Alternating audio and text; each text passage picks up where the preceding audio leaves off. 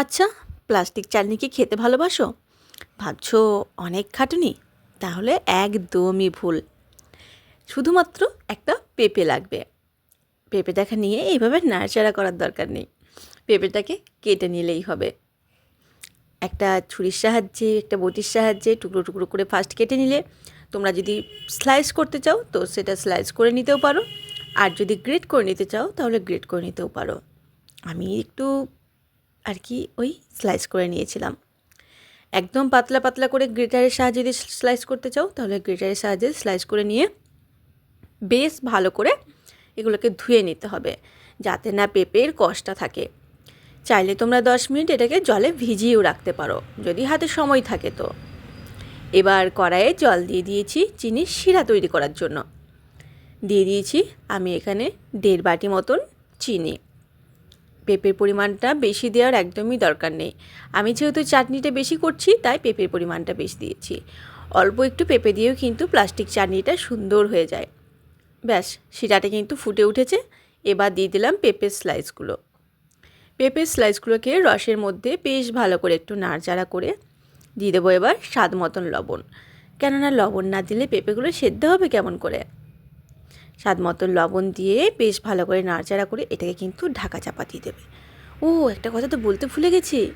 আমার ভিডিওটা তোমরা কে কোথা থেকে দেখছো ছোট্ট একটা কমেন্ট করে জানিও, তবে তো তোমাদের ধন্যবাদ দেবো। আর যদি ভালো লেগে থাকে তাহলে বন্ধুদের সাথে অবশ্যই শেয়ার করো, আর একটা ছোট্ট কমেন্ট করে জানিও আমার ভিডিওটা কেমন লাগলো। দেখো কালারটা কিন্তু অনেকটা চেঞ্জ হয়ে এসেছে। আবারও একটু নাড়াচাড়া করে ঢাকা চাপা দিয়ে দেবো। তার আগে দিয়ে দিচ্ছি এখানে আমি কাজু আর কিশমিশ। এটা অপশনাল, যদি না দিতে চাও তো না দিতে পারো, তবে দিলে চাটনিতে খেতে বেশ ভালোই লাগে, তাই না? আবারও দিয়ে দেবো চাপা। পুরোপুরি যখন দেখবে কালারটা চেঞ্জ হয়ে গেছে পেঁপের, তখন তোমার চাটনি একদম রেডি। ব্যাস, হয়ে এসেছে আমাদের চাটনি। এবার দিয়ে দিচ্ছি এখানে পাতিলেবুর রস। তোমরা যতটা টকটক খেতে ভালোবাসো তোমরা ঠিক ততটাই দিও। খুব বেশি মিষ্টি ভালো লাগে না, তাই এই লেবুর রসটা দেওয়া।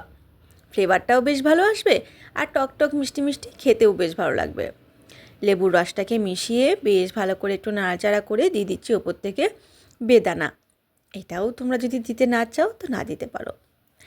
আমার বেদানাটা দিয়ে ঢাকা দিয়ে দিলাম, এর জন্য রঙটা কিন্তু একটু লালচে লালচে হয়েছিল, আর গন্ধটাও কিন্তু বেশ ভালো আসছিল। তো আমি এক এক সময় বেদানাটা উপর থেকে নামানোর পরে গার্নিশিং করি। আজ আমি একটু দিয়ে দিয়েছি বেদানাটার জন্য একটু লালচে লালচে হয়েছে। আর চাটনিটা ঠান্ডা হয়ে যাওয়ার পরে দেখতেও যেরকম সুন্দর লাগছিল, খেতেও কিন্তু বেশ ভালো লাগছিল। এইভাবেই কিছুক্ষণ ঢাকা দিয়ে গ্যাসের ফ্লেমটাকে অফ করে রেখে দেব। আর তোমরা যদি চাও তো এটাকে একটু ঝোলঝোলও করতে পারো, কিংবা একদম টাইট টাইটও করতে পারো। তবে ঠান্ডা হয়ে গেলে সেটা আরও গিয়ে টাইট হয়ে যাবে। রেডি হয়ে গেছে আমাদের আজকের প্লাস্টিক চাটনি। আচ্ছা, চুপি চুপি একটা কথা বলি, যে পেঁপে খেতে ভালোবাসে না তাকে যদি এটা বানিয়ে দাও সে কিন্তু বুঝতেই পারবে না যে সে কিসের চাটনি খাচ্ছে। আর অবশ্যই বাড়িতে ট্রাই করে আমাকে জানিও তোমাদের কেমন লাগলো রেসিপিটা। দেখা হবে পরবর্তী রেসিপিতে। তোমরা সকলেই ভালো থেকো, সুস্থ থেকো। আজ আসি, আর জানিয়েছিও কিন্তু কেমন লাগলো। টাটা।